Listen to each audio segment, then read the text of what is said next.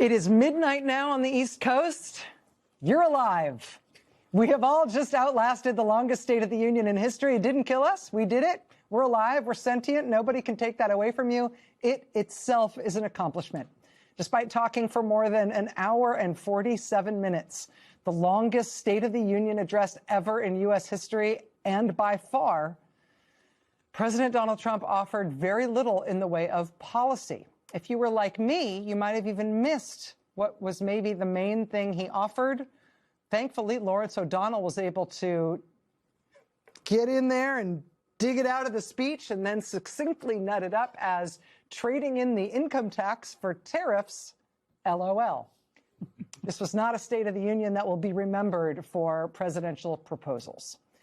In addition to the weird sort of digressions and no policy, it may be remembered just for his awkward verbal cul-de-sacs, like this one about his dad. Think of it, in recorded history, the lowest number in over 125 years, year 1900. In fact, substantially before my wonderful father, I had a wonderful father, Fred, before he was born. Substantially before he was born. That's a long time ago. He wouldn't like me to say that, but that's a long time ago.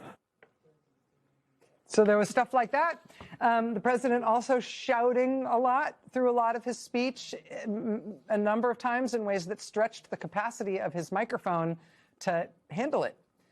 There were many also long, sort of gruesome descriptions of violent deaths and injuries, which he seemed to relish describing in detail with a lot of ad-libbing.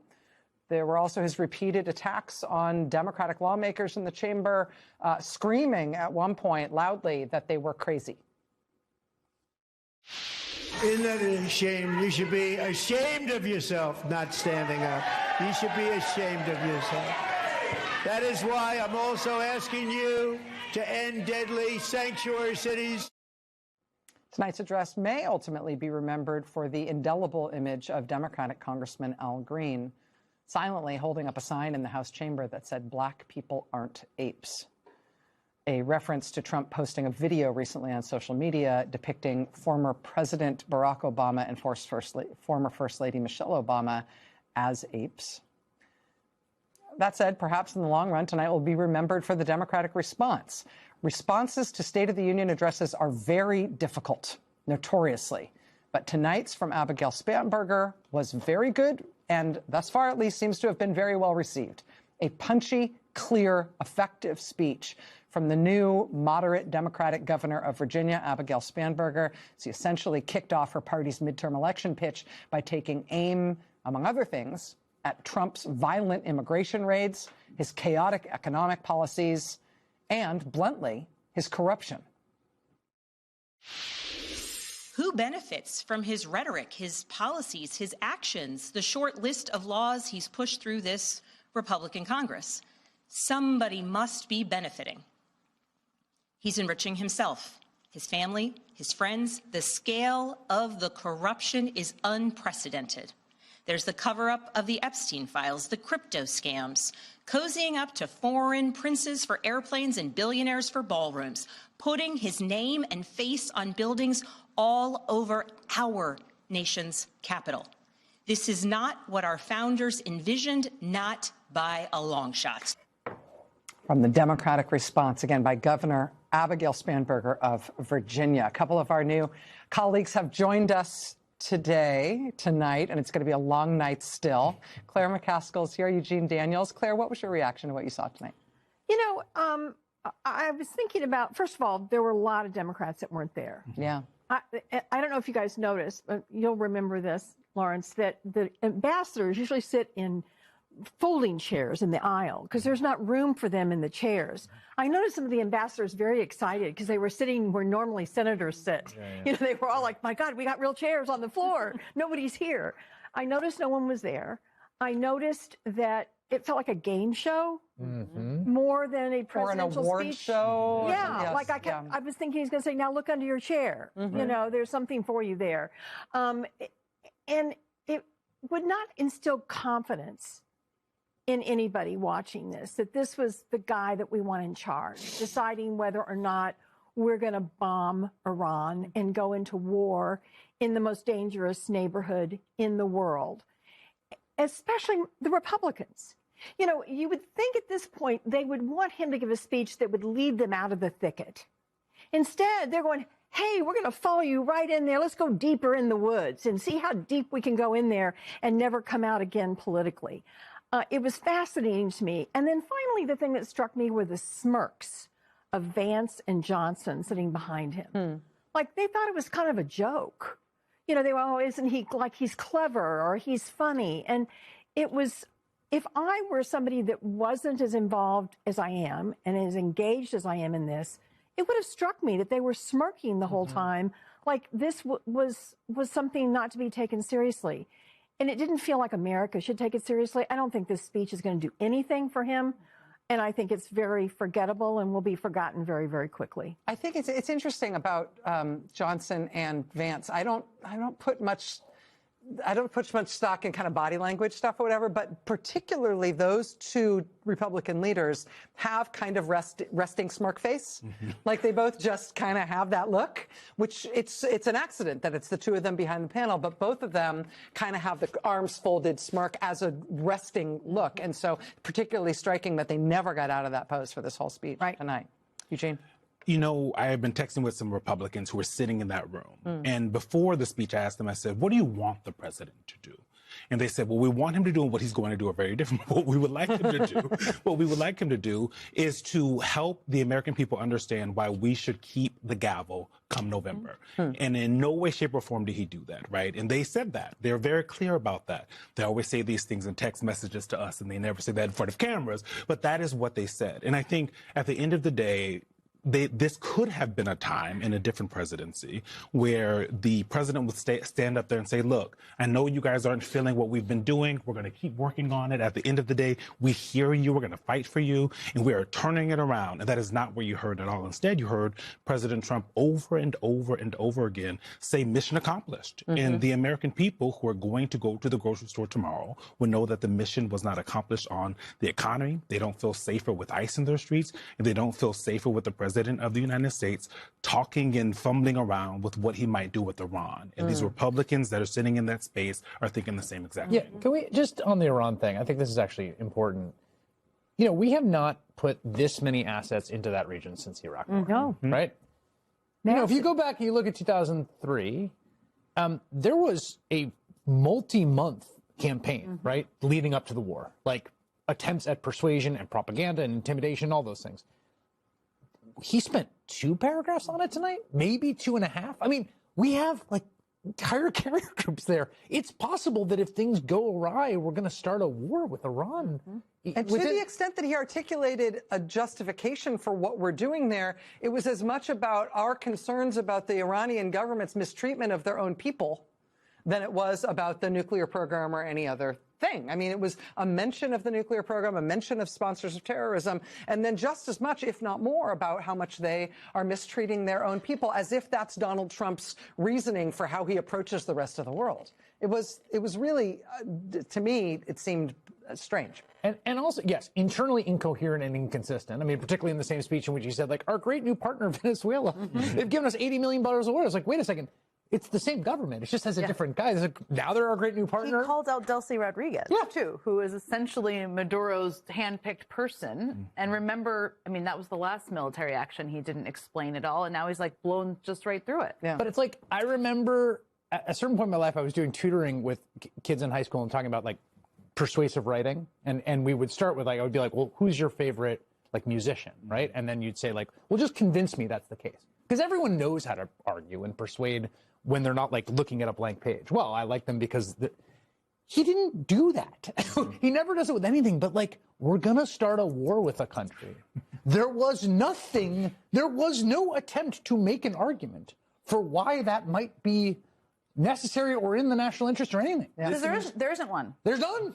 And also, they don't feel like they have to. right? This Yeah, administration right. does not Yeah, good believe point. that they have to explain to the American people Yes. why they're sending, if they're sending boots on the ground, why carrier groups are wherever they are. They don't care. And when you talk to folks within the administration, what they will tell you is that they're fine with that. They don't think that Congress, they know Congress isn't going to do anything. They don't think the American people are going to turn on them because of it, because they believe that Donald Trump is the ultimate salesman and he'll be able to sell the American people on anything that they put in front of them. Or that he doesn't have to bother. I mean, Right, yeah, that's the the other common thing. theme between all the things he likes to do, right? Give speeches, right? Impose tariffs, knock down the White House and build things and build himself things. The wars and the way that he's approaching them. The common theme in the way he approaches all of these things is that he just gets to do them. That there is no other countervailing force that he needs to engage with. It's the power, at not the all. policy. It's the power. There's no reason to get the consent of the governed, because who cares about the governed? Everything he wants to do is only about stuff that he can do on his own. And Lawrence, I was wondering what you thought about the fact that there was no mention of the ballroom. I had expected. I mean, I don't know, but I thought he might pull out like a white chocolate version of the ballroom. You know, the model through to the show everybody, doors. or the great arch. You know, the great art, or say what he's doing with Lafayette Park, or show us about the gold gewgaws he's put up all over the Oval Office, and you know, the Trump Kennedy Center, or the Trump Institute of Peace. I mean, all of this stuff that the Trump Dulles Airport, all the different things that he wants named for himself, that he's bulldozing, that he's demolishing, the banners with his face on them all over Washington. No mention of any of those things. You know, there must have been an intervention to stop him from talking about the ballroom. You know, the whole family was there, the whole White House staff. They must have spent the day getting him to not talk about the ballroom, because you know the Democrats wanted him to. Yes. Please talk about your ballroom, the thing that you care about more than anything else that the American people care about. You know, when I see a Trump speech in this setting, I always worry about the people, those high school kids who are watching their first State of the Union address tonight. There are foreign students in our colleges who are freshmen this year, who have arrived in this country for the first time. They're watching their first State of the Union address. They should know that the president does not say to half of the room, these people are crazy. Those were his exact words. These people are crazy, pointing to the Democrats. That's never happened before. No other president would do that. He also said, Democrats are destroying our country. No Republican president has ever said that. And no Democratic president has ever said Republicans are destroying our country, ever. And I just want the high school kids who are watching this for the first time to know that doesn't happen. Well, they're up too late. But just imagine if any Democrat ever said, and by the way, if the next Democratic president in that setting says Republicans are destroying our country, that president will be condemned the next day by the New York Times and every editorial board in the country. This will be ignored. There will be no massive outraged editorials tomorrow about Donald Trump saying Democrats are destroying our country. And I just want first-time viewers of this to know this is not the way it ever was. When it goes down in history, we hereby declare there shall be asterisks on all Donald Trump's State of the Union addresses. From Williamsburg, Virginia, the official Democratic response to President Trump's State of the Union tonight, delivered by newly elected Virginia Governor Abigail Spanberger. She is a calm presence. She is a steady presence in terms of the way that she presents her material. But that was a rip-roaring speech. To my mind, that was a very good speech. I think she has avoided the curse of the opposite party's response, which we so often see after State of the Union. We always talk about how difficult it is to follow up the tremendous pomp and circumstance of that room and the presidency, and you know, there are all these notorious moments. Marco Rubio at the water, the Katie Britt response a few years back. I'm still scarred by the Katie Britt That was response. really quite memorable. Yes. And you know what struck me there, aside from the sort of smart thing that she had borrowed from Bob McDonnell, who also did this, of having people there so you're clapping, you're not, you know, it's not in an empty room. It was forthright, straightforward, succinct, and normal. Yes. It was the opposite of weird.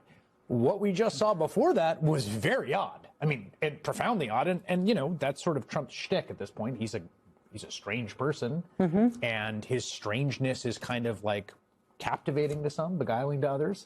That was kind of the antidote to that. I was struck also as she talked about her section on immigration, because it was a little bit of it was a real window into how the politics of that issue have changed, particularly what was in her speech and was not in Donald Trump's very long speech.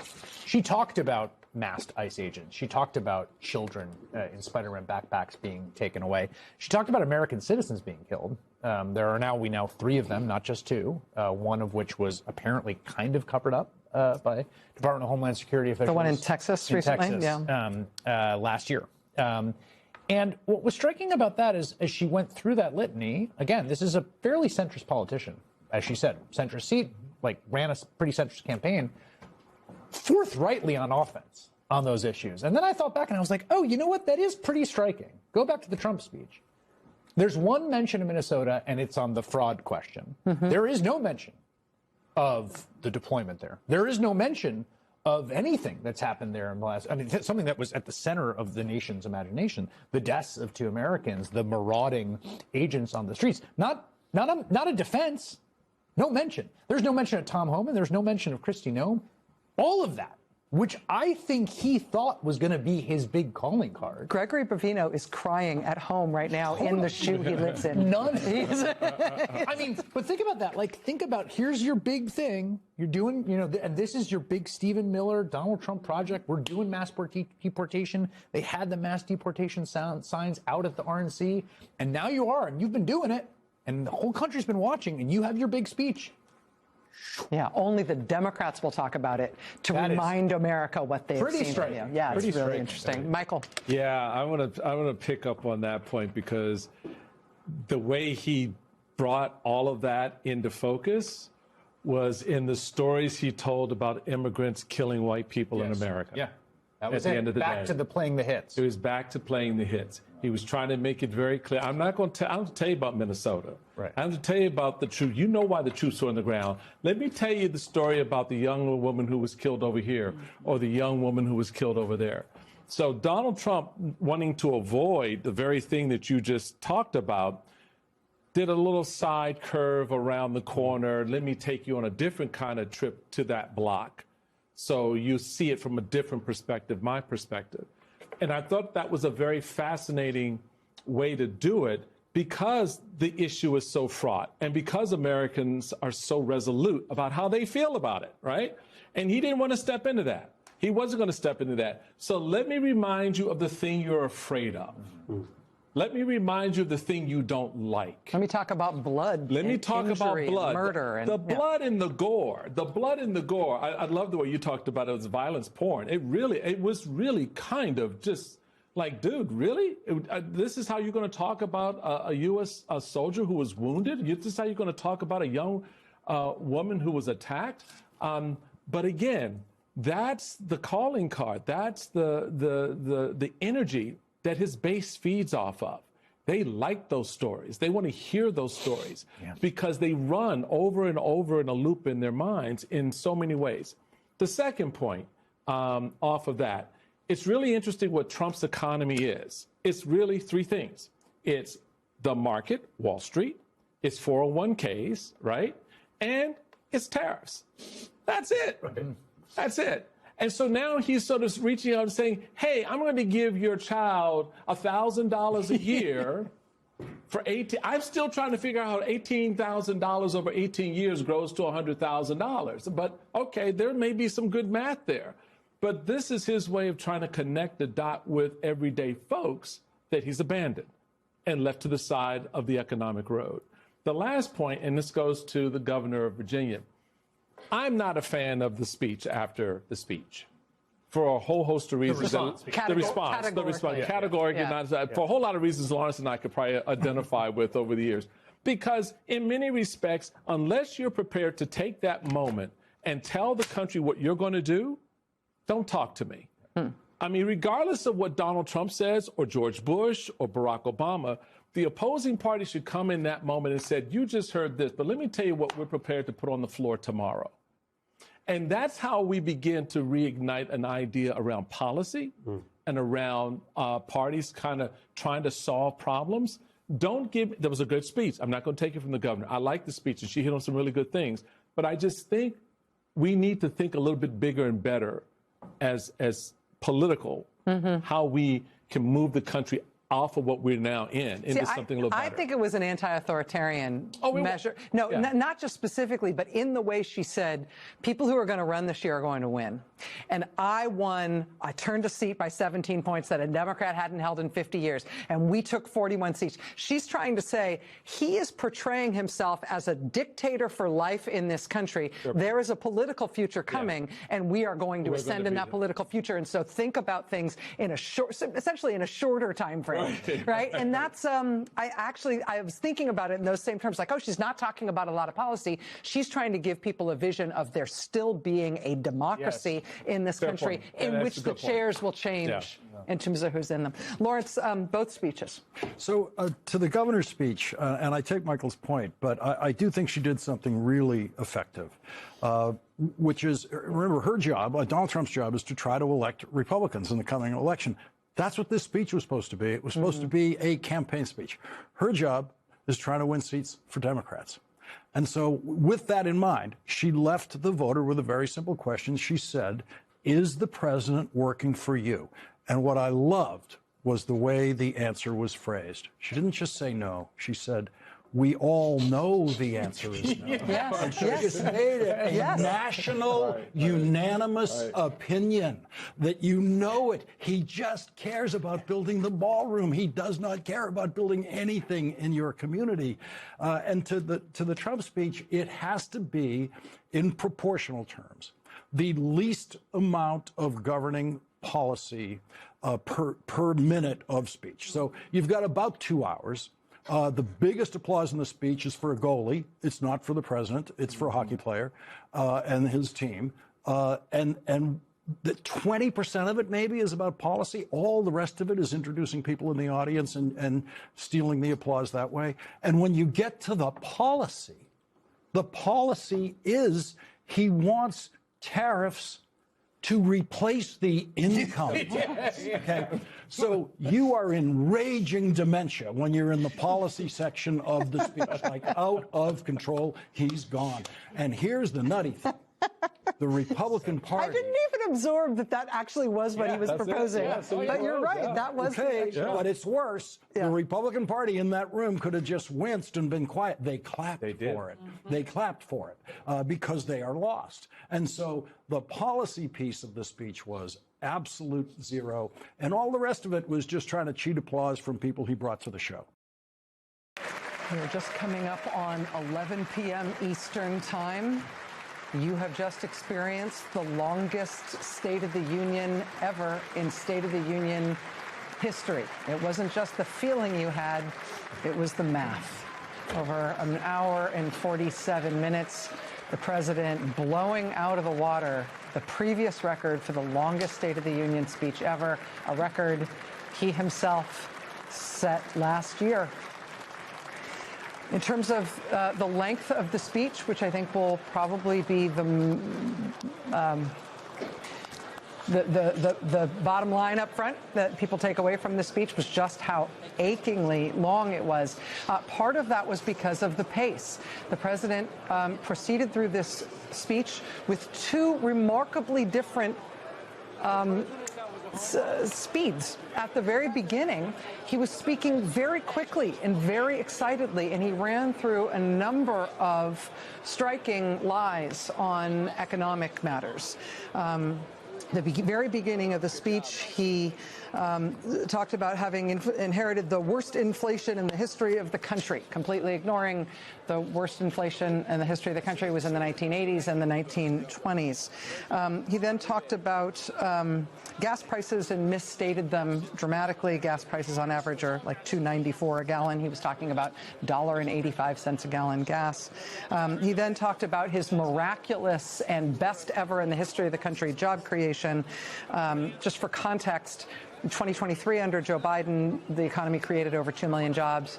2024, under Joe Biden, the economy created over 2 million jobs. 2025, under Donald Trump, job creation was less than 200,000 jobs. It's just a wild misstatement by the president. Also, in general, talking about the health of the economy, talked about having inherited the worst economy in the history of the country and turned it into the best. Economic growth, GDP growth in 2023 was 2.9%. Under Joe Biden, 2024, it was 2.8% under Joe Biden. Last year, under Donald Trump, it was 2.2%. So again, just sort of rushing through these statements. He was bragging about grocery prices, food prices. Inflation there is actually up 2.9% over general inflation at 2.5%. Grocery inflation is up this year compared to last year.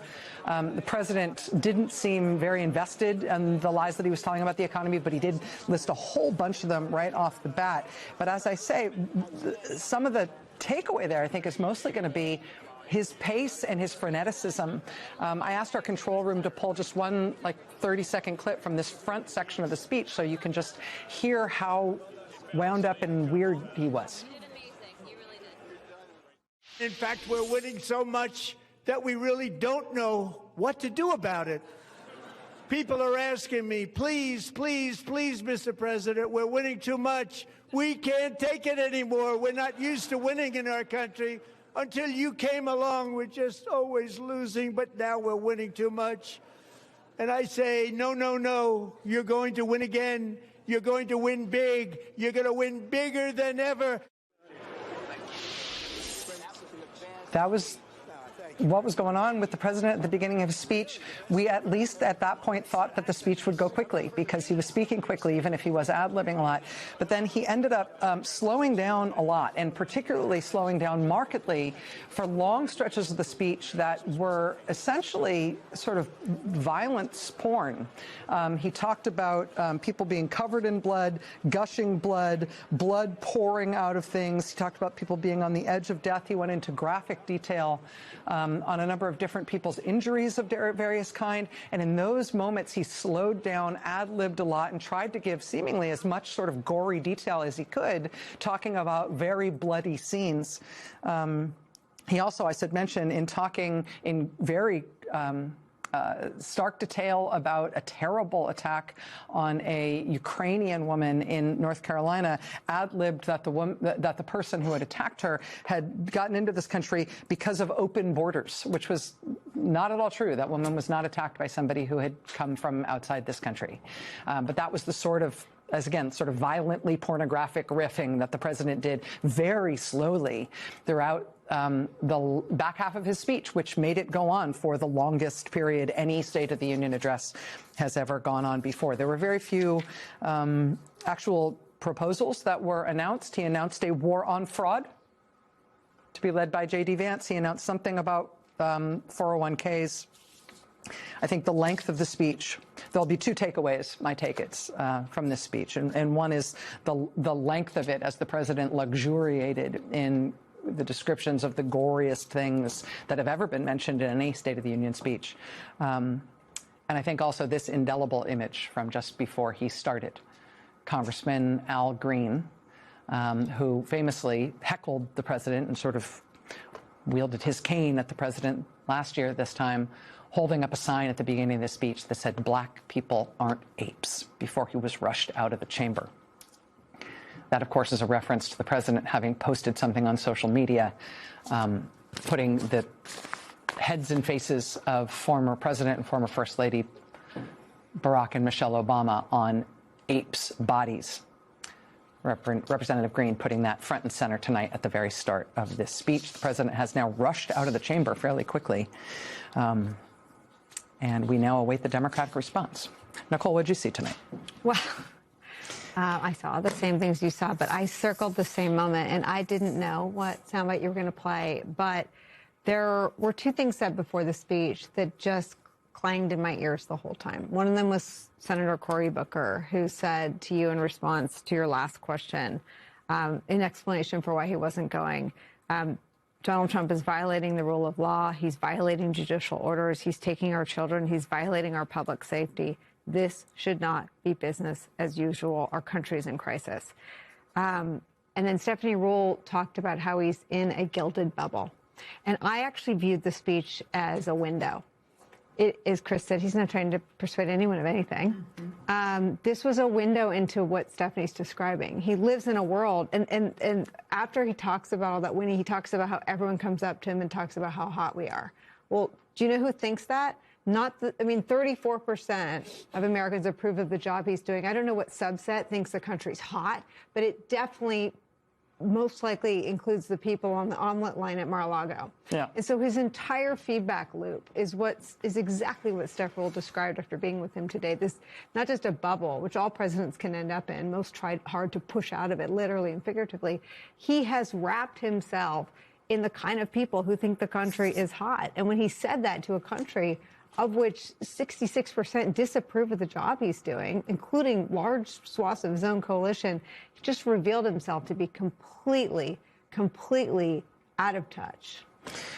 Jen, we're about, we think, just a couple of minutes away, maybe even less than that, away from Abigail Spanberger's Democratic response. So we'll have to go to that in a minute. But let me get your first response to Trump's remarks. As I was watching that, I was just thinking about the fact that we're just over 8 months from the midterm elections. And that is, no matter what number of people battled through that nearly 2-hour speech, it's still going to be his largest audience of the year. And if you're sitting in a White House before a speech for any president, you're thinking about a couple things. How does the president use that speech to give a message to not just the people in the chamber, but his political allies out there about what they should be talking about, what the agenda is, what the winning message is? And Trump decided to double down on things that are hugely unpopular. I mean, to your point, it was like a 3-part speech. There was the gross, violent pornography part of it. There was the circus entertainer part where he was bringing out unrelated people in vignettes. And then there was a part that was policy-ish, right? And that was doubling down on tariffs. In the ABC poll, 72% of independents disapprove. And doubling down on immigration and his policies, where 58% disapprove. So if you're a Republican sitting in there, you're a Republican running for office, that is not a speech that gives you a guide. It's not a speech that helps you out there try to win. If one of the primary reasons for our country's stunning economic turnaround, the biggest in history, where the Dow Jones broke 50,000 4 years ahead of schedule, and the S&P hit 7,000, where it wasn't supposed to do it for many years, were tariffs. I used these tariffs, took in hundreds of billions of dollars to make great deals for our country, both economically and on a national security basis. Everything was working well. Countries that were ripping us off for decades are now paying us hundreds of billions of dollars. They were ripping us so badly, you all know that. Everybody knows it. Even the Democrats know it. They just don't want to say it. And yet these countries are now happy, and so are we. We made deals. The deals are all done. And they're happy. They're not making money like they used to, but we're making a lot of money. There was no inflation, tremendous growth, and the big story was how Donald Trump called the economy correctly, and 22 Nobel Prize winners in economics didn't. They got it totally wrong. They got it really wrong. And then just 4 days ago, an unfortunate ruling from the United States Supreme Court. It just came down. It came down. Very unfortunate ruling. But the good news is that almost all countries and corporations want to keep the deal that they already made, right, Scott? Knowing that the legal power that I, as president, have to make a new deal could be far worse for them, and therefore they will continue to work along the same successful path that we had negotiated before the Supreme Court's unfortunate involvement. So despite the disappointing ruling, these powerful, country-saving, it's saving our country, the kind of money we're taking in, peace-protecting. Many of the wars I settled was because of the threat of tariffs. I wouldn't have been able to settle them without. Will remain in place under fully approved and tested alternative legal statutes. And they have been tested for a long time. They're a little more complex, but they're actually probably better, leading to a solution that will be even stronger than before. Congressional action will not be necessary. It's already time-tested and approved. And as time goes by, I believe the tariffs paid for by foreign countries will, like in the past, substantially replace the modern-day system of income tax, taking a great financial burden off the people that I love. Members of Congress and my fellow Americans, our nation is back, bigger, better, richer, and stronger than ever before.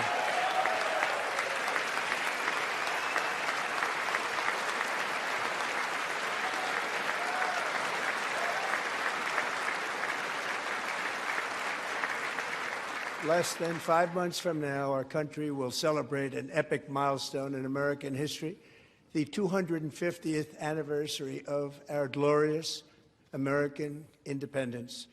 This July 4th, we will mark 2.5 centuries of liberty and triumph, progress and freedom in the most incredible and exceptional nation ever to exist on the face of the earth. And you've seen nothing yet. We're going to do better and better and better. This is the golden age of America.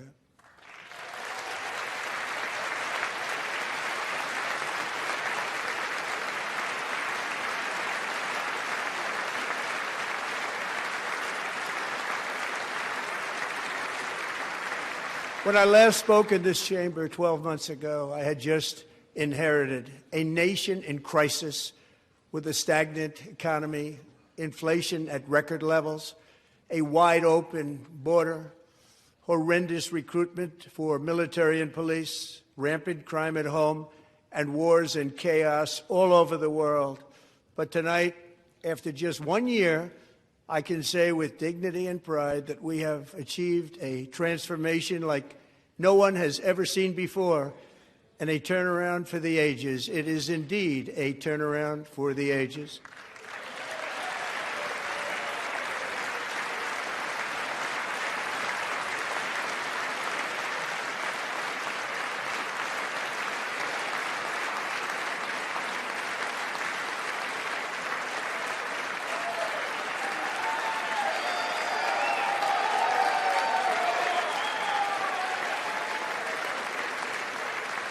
And we will never go back to where we were just a very short time ago. We're not going back.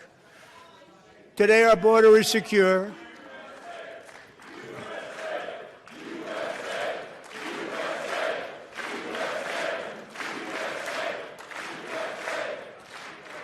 Thank you. Today, our border is secure. Our spirit is restored. Inflation is plummeting. Incomes are rising fast. The roaring economy is roaring like never before, and our enemies are scared. Our military and police are stacked, and America is respected again, perhaps like never before.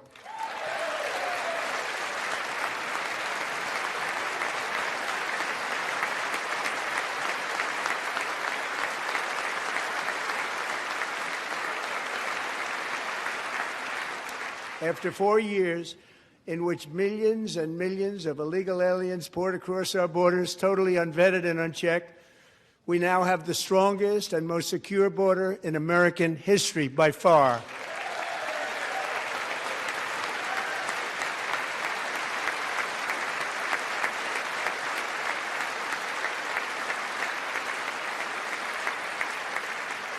In the past 9 months, 0 illegal aliens have been admitted to the United States.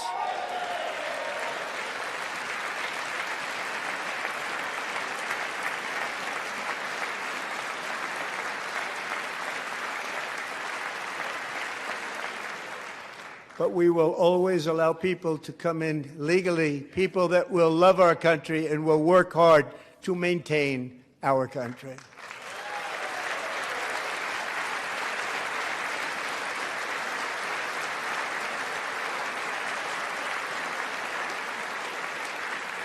The flow of deadly fentanyl across our border is down by a record 56% in 1 year.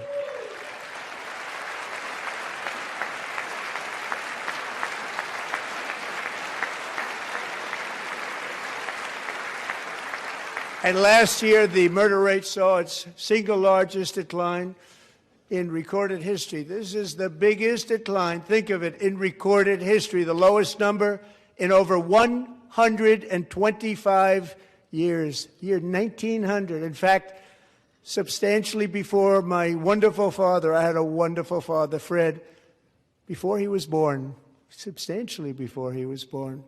That's a long time ago. He wouldn't like me to say that, but that's a long time ago. The Biden administration and its allies in Congress gave us the worst inflation in the history of our country. But in 12 months, my administration has driven core inflation down to the lowest level in more than 5 years. And in the last 3 months of 2025, it was down to 1.7%.